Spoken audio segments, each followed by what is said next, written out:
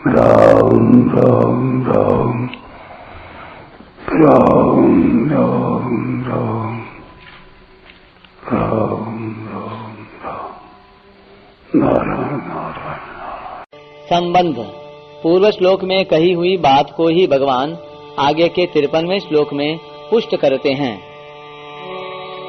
नाहं वेदैर्न तपसा न दानेन न चेज्यया शक्य एवं विधो द्रष्टुं दृष्टवानसि मां यथा।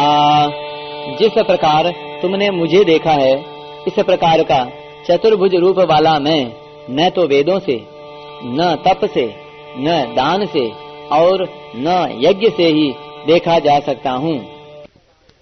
व्याख्या। दृष्टवानसि माम यथा, तुमने मेरा चतुर्भुज रूप मेरी कृपा से ही देखा है। तात्पर्य है कि मेरे दर्शन मेरी कृपा से ही हो सकते हैं, किसी योग्यता से नहीं। नाहं वेदैर न तपसा न दानेन न चेज्यया शक्य एवं विधो द्रष्टुम। यह एक सिद्धांत की बात है कि जो चीज किसी मूल्य से खरीदी जाती है, वह चीज उस मूल्य से कम मूल्य की ही होती है। जैसे कोई दुकानदार एक घड़ी 100 रुपए में बेचता है, तो उसने वह घड़ी कम मूल्य में ली है, तभी तो वह 100 रुपए में देता है। इसी तरह अनेक वेदों का अध्ययन करने पर, बहुत बड़ी तपस्या करने पर, बहुत बड़ा दान देने पर तथा बहुत बड़ा यज्ञ अनुष्ठान करने पर भगवान मिल जाएंगे, ऐसी बात नहीं है। कितनी ही महान क्रिया क्यों न हो, कितनी ही योग्यता संपन्न क्यों न की जाए, उसके द्वारा भगवान खरीदे नहीं जा सकते। वे सब के सब मिलकर भी भगवत प्राप्ति का मूल्य नहीं हो सकते। उनके द्वारा भगवान पर अधिकार नहीं जमाया जा सकता। अर्जुन ने इसी अध्याय के 43वें श्लोक में साफ कहा है कि त्रिलोकी में आपके समान भी कोई नहीं है, फिर आपसे अधिक हो ही कैसे सकता है। तात्पर्य है कि आपसे अधिक हुए बिना आप पर अधिकार नहीं किया जा सकता। सांसारिक चीजों में तो अधिक योग्यता वाला कम योग्यता वाले पर आधिपत्य कर सकता है। अधिक बुद्धिमान कम बुद्धि वालों पर अपना रोब जमा सकता है। अधिक धनवान निर्धनों पर अपनी अधिकता प्रकट कर सकता है। परंतु भगवान किसी बल, बुद्धि, योग्यता, व्यक्ति, वस्तु आदि से खरीदे नहीं जा सकते।